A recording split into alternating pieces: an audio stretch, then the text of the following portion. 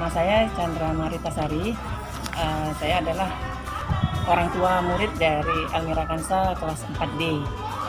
Oke, terima kasih Bu atas waktunya. Ini ada beberapa pertanyaan yang akan kita ajukan mengenai masalah pandemi yang kita alami saat ini. Bagaimana menurut Ibu pembelajaran dari rumah saat pandemi ini, efektifkah untuk anak-anak atau ada hal yang harus kita perhatikan sama-sama?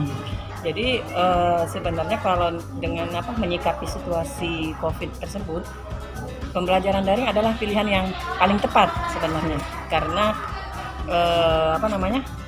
di situ kita bisa meminimalisasi potensi untuk anak kita tuh terkena dari COVID ini. Cuma memang ya namanya adalah cara pembelajaran baru, sudah pasti akan ada kendala-kendala yang dihadapi. Nah, cuma kita sebagai orang tua, karena memang pertama ini juga sebelumnya merupakan ada kebijakan dari pemerintah yang harus kita support, yang harus kita dukung untuk kebaikan bersama. Jadi ada pun kendala-kendala yang sebenarnya muncul itu kita harus atasi bersama-sama dengan koordinasi dengan wali kelas. Jadi bisa dihadapi. Kendala seperti apa biasanya yang ditemukan di kendala-kendala itu kalau kita pribadi sih, kalau saya pribadi itu misalnya kadang-kadang internet kan lemot kan, karena kita kan berada di remote area.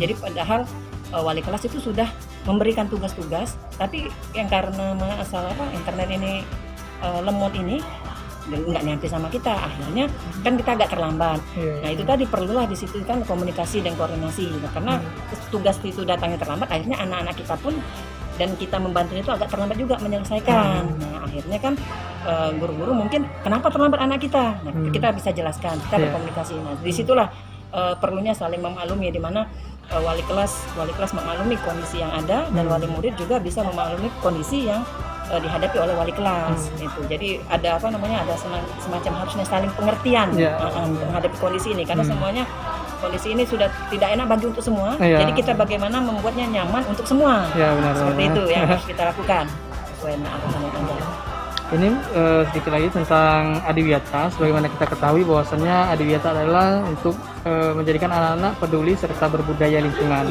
Mengenai hal ini, hal apa saja yang dilakukan anak di rumah dalam menerapkan perilaku Adiwiyata ini? Kalau saya sih sebenarnya yang berdampak sekali itu adalah bahwa tidak boleh membuang sampah sembarangan. Jadi kebiasaan untuk tidak membuang sampah sembarangan itu kita harus didik anak itu dari rumah, yang akan dikembangkan dia dengan kehidupan sosialnya pada sekolah dan di masyarakat ke depannya. Karena menumbuhkan kebiasaan untuk tidak membuang sampah sembarangan itu sangat sulit kalau tidak dimulai dari kecil, dari kecil dan dari rumah. Itu diharapkan bisa dia ke lingkungan sekolah, ke lingkungan masyarakat itu nanti bisa diterapkan. Nah itulah salah satunya kalau menurut saya ya. Baiklah Bu, terima kasih atas waktunya. Kami ucapkan wassalamualaikum warahmatullahi wabarakatuh. Waalaikumsalam.